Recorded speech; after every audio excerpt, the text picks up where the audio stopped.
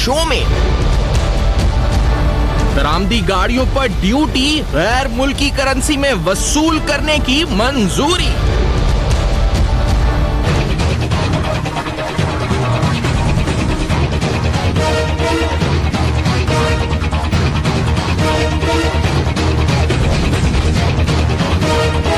क्या रिकंडीशन्ड गाड़ियों की दरामद मुतासिर होने का खदशा?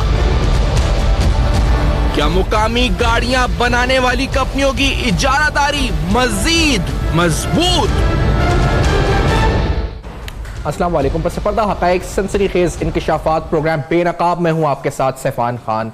मिनी बजट की आमद, आखिरकार वो कौन से नए टैक्सेस, महंगाई में इजाफा, वो कौन से कारोबार जो मुतासिर होने जा रहे हैं, और यहां मेरी बात मुतासिर होने से मनफी भी है और मुस्बत भी है। हालिया दिनों ईसीसी के इजलास में होने वाले अहम तरीन फैसले, और उन अहम तरीन फैसलों में से एक अहम फैसला जिसका ताल्लुक न सिर्फ जराए आमदन पे पड़ना है, बल्कि एक बिजनेस जिसका ताल्लुक है रिकंडीशन गाड़ियों की इंपोर्ट से मुतालिक, उस पर ही पड़ना है।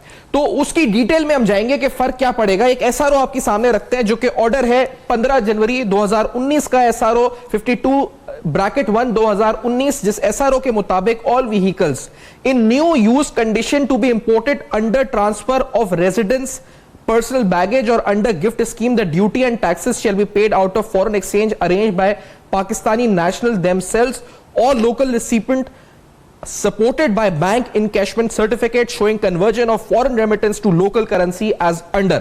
यानी उसमें क्लॉज ए है, the remittance for payment of duties and taxes shall originate from the account of Pakistani nationals sending the vehicle from abroad. Clause B है, the remittance shall either be received in the account of the Pakistani national sending the vehicle from abroad, or in case his account is non-existent or inoperative in the account of his family. अब बात आसान अल्फाज में यह है कि recondition गाड़ियों की जो इंपोर्ट होती है, इसमें जो दरामदी गाड़ियां हैं, इस पर जो ड्यूटी है वो गैर मुल्की करेंसी में वसूल करने की मंजूरी ईसीसी ने दी, जिसके बाद ये नोटिफिकेशन जो आप इस पर स्क्रीन पर देख रहे हैं, ये नोटिफिकेशन हमारे सामने आया। ये अहम तरीन फैसले और मिनी बजट में क्या हो सकता है, मिनी बजट में गवर्नमेंट के ऑब्जेक्टिव्स क्या हैं, हम जो वजीर खजाना असद उमर साहब हैं उनकी जबानी जो उन्होंने के मिनी बजट में क्या एक्सपेक्टेशंस हैं, क्या टारगेट्स हैं, क्या ब्रॉड स्ट्रेटेजिक ऑब्जेक्टिव्स हैं, तो उन्होंने क्या कहा था। Let's hear this, Asad Umar साहब की जबानी की उनकी तरफ से क्या कहा गया था। जितनी मैक्सिमम चीजें कर सके इस फाइनेंस बिल के अंदर, क्योंकि इस फाइनेंस बिल का मैं फिर आपको बता दूं बुनियादी मकसद जो है रेवेन्यू जनरेशन नहीं है। ये जो फाइनेंस बिल आ रहा है इसका बुनियादी मकसद है आपके लिए कारोबार करने में आसानी पैदा करना, जो इन्वेस्टमेंट है उसके ऊपर टैक्स का बोझ कम करना और कारोबार को आगे बढ़ाने में आसानी पैदा करना, यह बुनियादी मकसद है।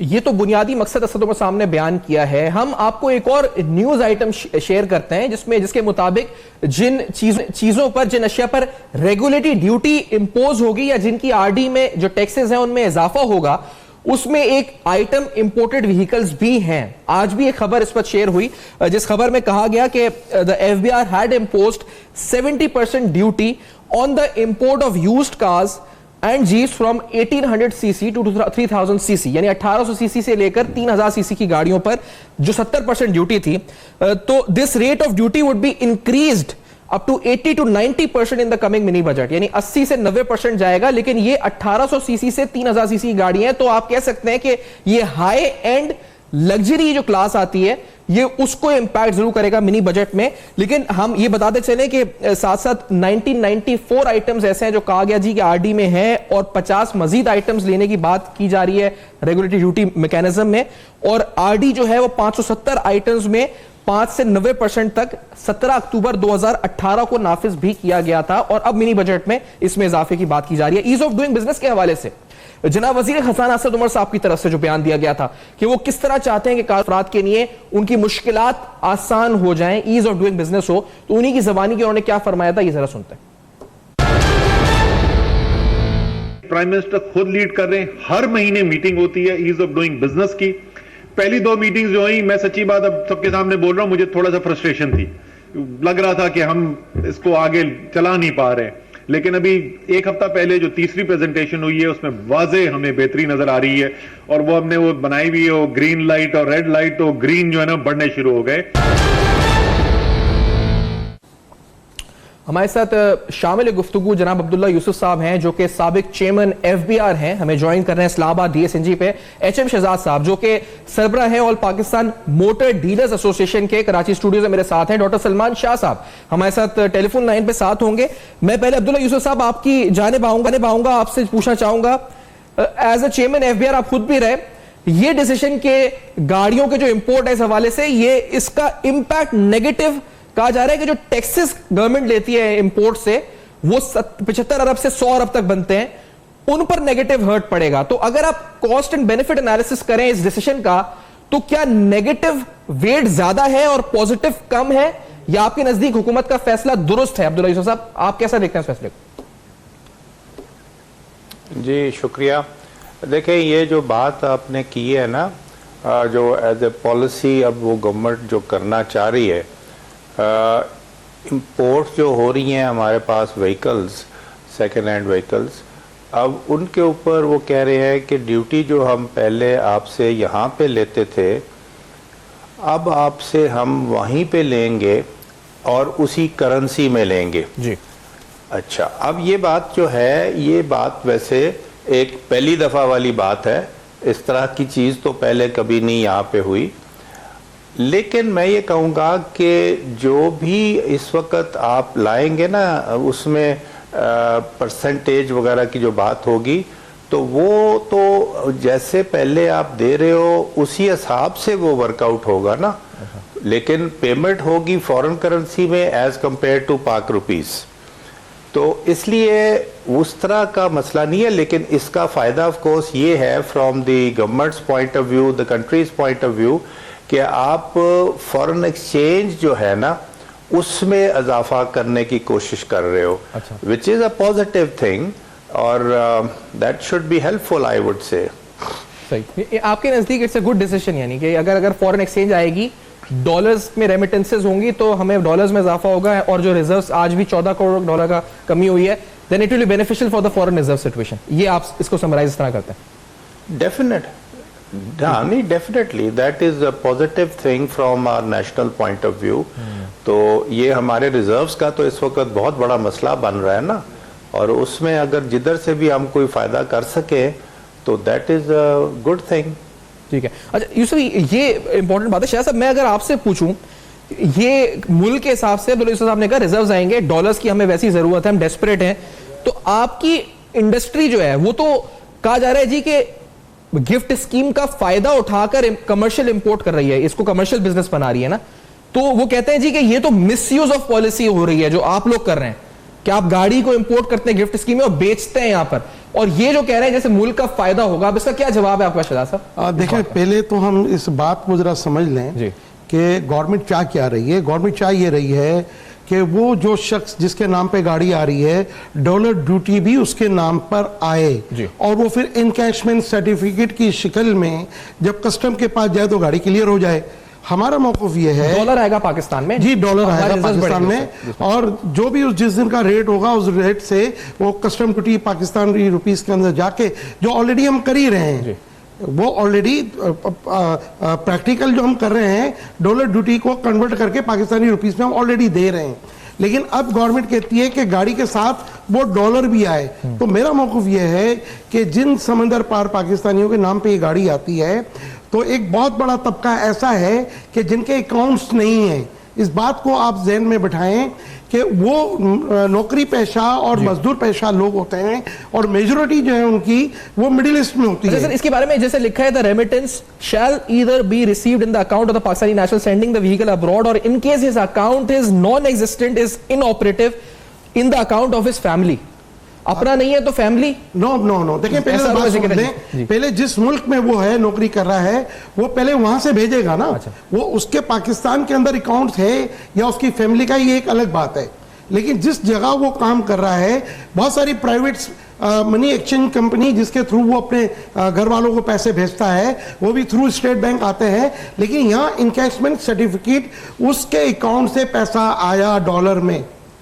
तो आपके नजदीक डॉलर में कोई इजाफा नहीं होना है? नहीं, कुछ भी नहीं होना। अगर ये होना होता तो 2017 में उस वक्त की हुकूमत ने ये इंप्लीमेंट करने की कोशिश की। 5 महीने पोर्ट पे गाड़ियां बंद रहीं और 60-70 करोड़ का जो है वो हमें डैमेज देना पड़ा। हमें कहा जा रहा है, तो हम आप जिस तरह बता रहे हैं कि हमारे इल्म में भी है कि तकरीबन 6000 गाड़ियां पोर्ट पर खड़ी रही थी जब बार ऐसा एसआरओ आया था। 15,000 गाड़ियां बता रहे हैं कि गाड़ी खड़ी रही। जो मेरे फिगर्स थे 6000 हमने पता किया था, आप बता रहे हैं 15,000 गाड़ियां खड़ी रही थी। लेकिन इस ब्रेक के बाद हम जानेंगे कि आखिर इस एसआरओ का फायदा या नुकसान रिजर्व्स पर, ट्रेड पर और गवर्नमेंट का आगे का लाहेमल क्या होगा। लेकिन जानेंगे इस ब्रेक के बाद। मेरे साथ रहेगा।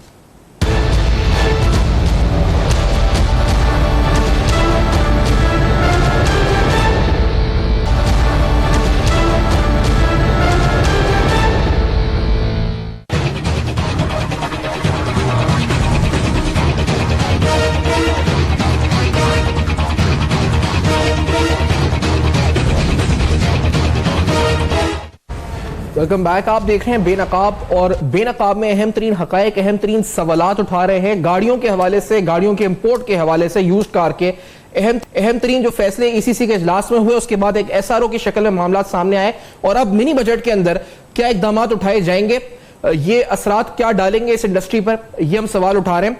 लेकिन इससे पहले कि हम इस गुफ्तगू को जो टैक्स और क्या फायदा रेवेन्यूज का बात करें, एक सवाल इजारादारी का है, एक सवाल मोनोपोली का है, और बड़ी इंपॉर्टेंट बात है कि इस वक्त जो पाकिस्तान में लोकल असेंबलर्स हैं, उनकी गाड़ियों की क्वालिटी से लेकर उनकी गाड़ियों की कीमतों की बात कर ली जाए, जिसमें साल हर साल जिस रेशो से इजाफा होता है और क्वालिटी जिस तरह डिप्रिशिएट हो रही है और प्राइसेस इस तरह अप्रिशिएट हो रही हैं, वो एक बड़ा इंपॉर्टेंट सवाल उठा देता है कि आखिरकार ऐसे फैसले इन लोकल असेंबलर्स की इजारादारी और इनकी जो इस वक्त मोनोपोली है उसको मजीद तकवीत देंगे, या ये इदारे या इसको एक माफिया के जो लोकल असेंबलर्स की है, जो गाड़ियां भी अच्छी नहीं बना रहे और कीमतें भी बढ़ाए अपनी मनमानी से बढ़ाए जा रहे हैं, ऐसे फैसलों से क्या फर्क पड़ेगा। मैं बिल्कुल ऐसे बात करूं कि शाह साहब आपसे पूछना चाहूंगा, क्योंकि मेरे पास एक फहरिस्त है भारत और पाकिस्तान जो प्राइसेस हैं उनके मवाजने की।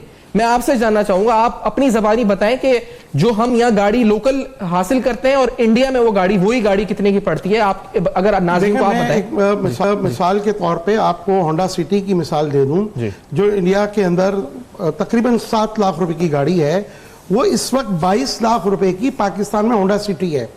देखें, मैं हमेशा एक बात करता आया हूं कि हमने आज तक डिलीशन प्रोग्राम के ऊपर काम नहीं किया। हमने डिलीशन इन तीनों जो जैपनीज असेंबलर्स हैं, टोयोटा, होंडा, सुजुकी ने पिछले 3, 4, 5 साल के अंदर डिलीशन प्रोग्राम को ख़त्म करवा दिया, ताकि पूरे अपने भरपूर तरीके से पाकिस्तानी आवाम को लूट सकें। देखें, मैं हमेशा कहता आया हूँ, पाकिस्तान जो है ये ऑटोमोबाइल इंडस्ट्री या ऑटोमोबाइल असेंबलर्स के लिए जन्नत है, जन्नत से कम नहीं है। बेइंतहा पैसा इसके अंदर इनको मिलता है। कौन से मुल्क के अंदर 100% पेमेंट के बाद 4-4, 6-6 महीने गाड़ी के लिए इंतजार कराया जाता है, और अगर किसी को फौरी तौर पे गाड़ी चाहिए तो आपने कभी सुना है कि 4-4, 5-5 लाख रुपए गाड़ी के ऊपर ऑन लफ्ज अच्छा है, यानी ब्लैक मार्केटिंग। देखिए, बात यहाँ खत्म नहीं होती। मैं हमेशा कहता हूँ कि बिजनेसमैन का काम कमाना है, लूटमार करना नहीं है। हमारे मुल्क में ये लूटमार होती ही रही है। आज सुजुकी को 30-32 साल हो गए, आज तक हम मैन्युफैक्चरर नहीं है। टोयोटा और होंडा को आज 25-25 साल हो गए, आज तक हम मैन्युफैक्चरर नहीं है। आज भी हम CKD, SKD और असेंबली हम दुनिया के 7-8 ममालिक से इंपोर्ट कर रहे हैं। क्या आपके मुल्क का पैसा, ये जो इंपोर्ट करते हैं, उसमें आपका पैसा नहीं जा रहा, आपका डॉलर मुल्क से बाहर नहीं जा रहा? तो ये भी एक सवालिया निशान है। फिर देखिए, ये एक बात, मेरे पास जो लिस्ट है इस वक्त गाड़ियों की जो पाकिस्तान में जो पाकिस्तानी असेंबलर्स बनाते हैं, इसमें आप कह रहे हैं कि जो हाई एंड गाड़ियां हैं, हाई एंड गाड़ियां मतलब जैसे ये टोयोटा के XLI, GLI, उसके अलावा एल्टस का मॉडल लिखा है, रश लिखा है, फॉर्च्यूनर लिखा है, ये क्या इंपोर्टेड है? इसमें से कौन सा इंपोर्टेड मॉडल है? इनके इंपोर्टेड जो गाड़ियां ये खुद इंपोर्ट करते हैं, इसके अंदर इनके लैंड क्रूजर है, प्राडोज हैं, और जो अभी नई गाड़ी इनकी एक छोटी जीप आने वाली है, वो सारी पहले इंपोर्ट हो रही है। तो ये पैसा जो मुल्क से बाहर जा रहा है, ये भी तो अरबों खरबों डॉलर में जा रहा है। तो हम देखें ना तो ये हमारा लोकल असेंबलर जो है वो मैन्युफैक्चरिंग की तरफ है, और ना ही इनका जो सप्लायर है, जिसको हम कहते हैं कि लोकल वेंडर भी तो कंप्लीटली आपका जो रॉ मटेरियल है वो इंपोर्ट करता है, हमारे मुल्क में रॉ मटेरियल देने के लिए नहीं है। तो ये यहाँ सवालिया निशान है। मैं ये कहता हूं कि हम ये कारोबार से आज से नहीं, ये 70 साल से ये कारोबार चला आ रहा है और इसी तरीके से चला आ रहा है। जब आप लोकल असेंबलर को बुलाते हैं, 5-7 दिन पहले इन्होंने बुलाया, हम भी स्टेक होल्डर हैं, हमें भी बुलाना चाहिए। मैं इस नुक्ते पर आऊंगा कि आपके पास आए या नहीं है, मैं ये बड़ा इंपॉर्टेंट, मैं सुना के बताऊंगा, आपसे सवाल पूछूंगा, लेकिन मैं पहले अब्दुल्ला यूसुफ साहब आपसे पूछना चाहूंगा सर कि हमने ये सुना, खबर भी आई कि एफबीआर की तरफ से एक समरी मूव हुई थी और मेरी एफबीआर ने इस मूव को अपोज किया था। उसमें कहा गया था saying it would cause more losses to the revenue. FBR which has already facing a shortfall of over 125 billion rupees during the past 6 months feared more shortfalls in case of summary, was not opposed. FBR earns around 75 billion revenue through duties and import of vehicles. Sir FBR ने इस summary को या इसकी मुखालफत की थी, ये खबर छपी थी इस वक्त। आई डोंट नो कि अब इसमें क्या गलत है क्या सही है, लेकिन ये कहा गया था कि रेवेन्यू, आपको इस लॉजिक FBR की सही लगती है गलत लगती है यूसुफ साहब?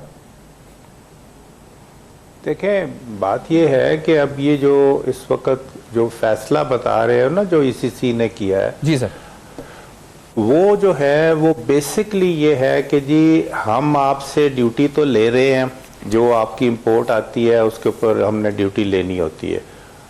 अब हम आपसे वही ड्यूटी जो है वो हम फॉरेन करेंसी में लेंगे, डॉलर में लेंगे।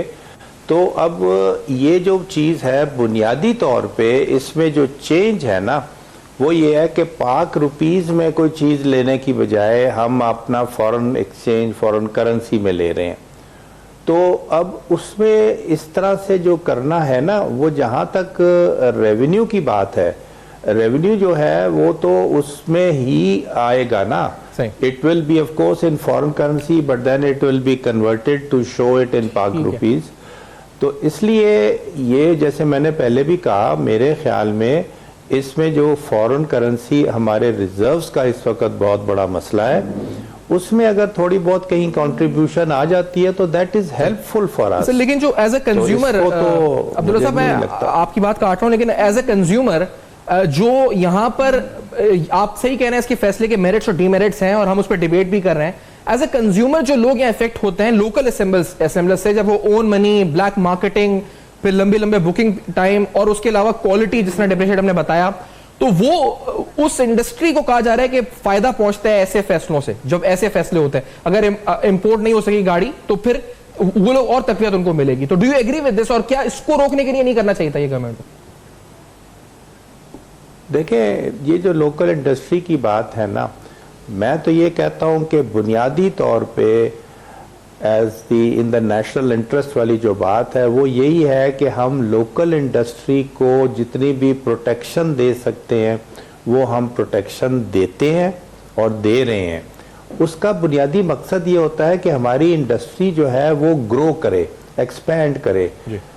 और जहाँ तक अब इंपोर्ट्स की बात है, वो आपके हाँ जितना उसमें इजाफा हो रहा है, जितनी इंक्रीज हो रही है, वो एक बहुत ही डिफिकल्ट मैं कहूँगा पोजीशन आ रही है। और जो from the national point of view, अब जैसे आपका ट्रेड डेफिसिट जिस तरह से जिसमें इतना इजाफा हो रहा है, जिसमें एक बुनियादी चीज़ जो है वो आपकी इंक्रीज इन इंपोर्ट्स है, और ऑफ कोर्स वो जो डिक्लाइन इन एक्सपोर्ट्स है वो भी चीज़ है। अच्छा, एक ब्रेक में इसलिए अब हमें देखना ये है। जी सर, आप सही कह रहे हैं, इंपोर्ट से हमें देखना बात ये को अगर है कंटिन्यू हम कर सकें इस ब्रेक के बाद, हमें ब्रेक का कहा जा रहा है, तो after this very short break, और इस पॉलिसी के मेरिट्स, डीमेरिट्स, क्या लोकल इंडस्ट्री पर इंपैक्ट है, इंपोर्ट्स पर क्या इंपैक्ट है, एज ए कंज्यूमर हम क्या सोचें, आखिरकार किसी को फायदा किसी को नुकसान, क्या किसी माफिया को फायदा पहुंचे, ये बड़ा इंपॉर्टेंट सवाल है। लेकिन इस ब्रेक के बाद सवाल उठाएंगे, मेरे साथ चाहिए।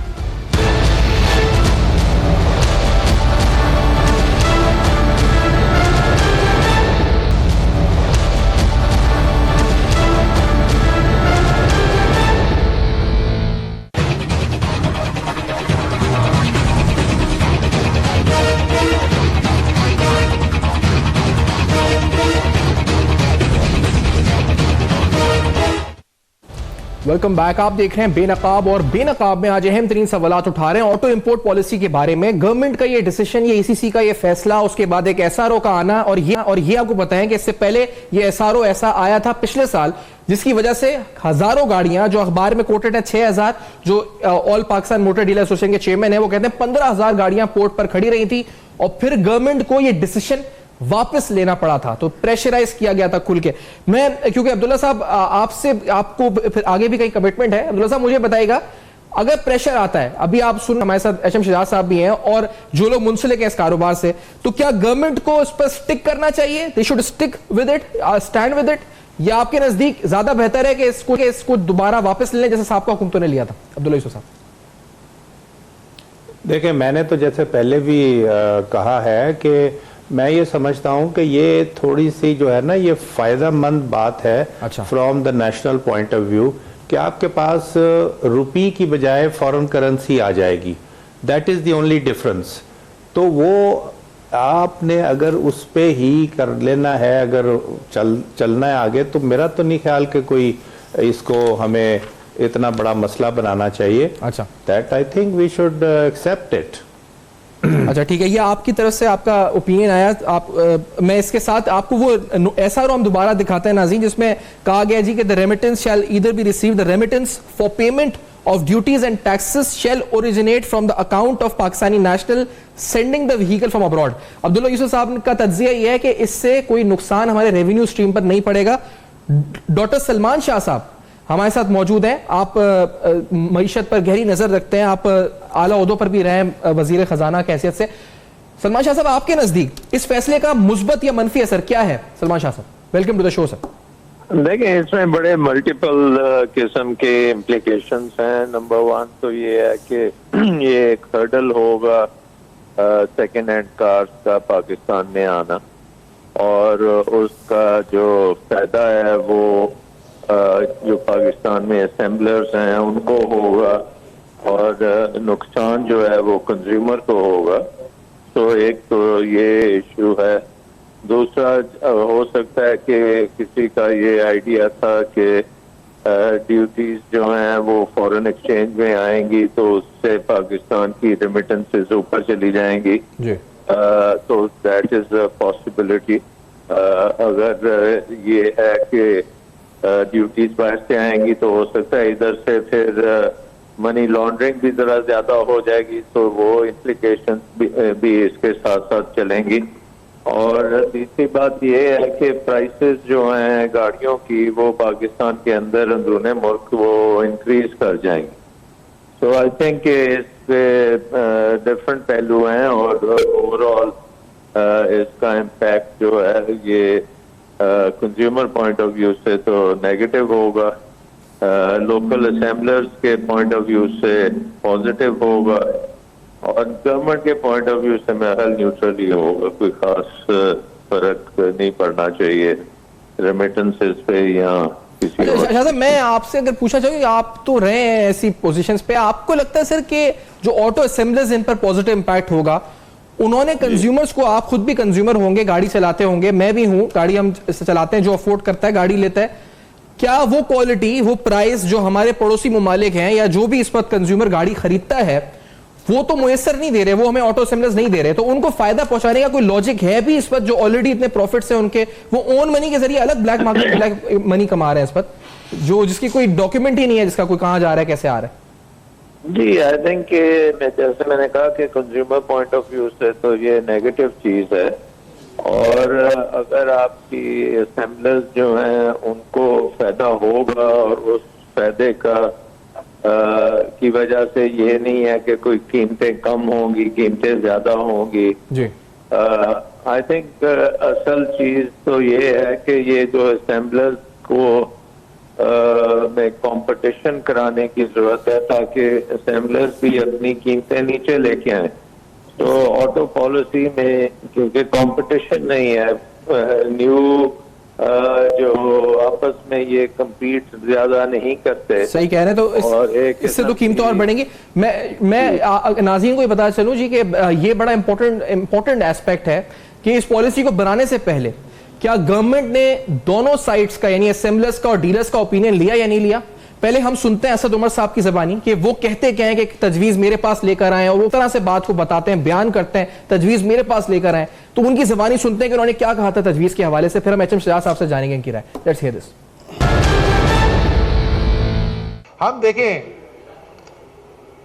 कारोबारी लोग हैं आप भी, मेरी भी 28 साल जिंदगी कारोबार में गुजरी। एक मसला है ना, उसको कारोबारी तौर पर हल करें। मैं 2 मीटिंग्स कर चुका हूं पिछले हफ्ते, ये इस हफ्ते के अंदर मैंने फैसला करना है। तो अगर आप चाहते हैं मैं अच्छा फैसला करूं तो प्लीज आए और थोड़ी मुशावरत करें, लेकिन जैसे मैंने कहा ना, वो कारोबारी वाली टोपी पहन के आए, एक रियलिस्टिक। एक को साहब उस दिन मुझे दे रहे थे तजवीज, मैंने कहा यार एक काम करेंगे, मैं ये करने को तैयार हूं, एक मुझे फिर मेरी हेल्प कर देना।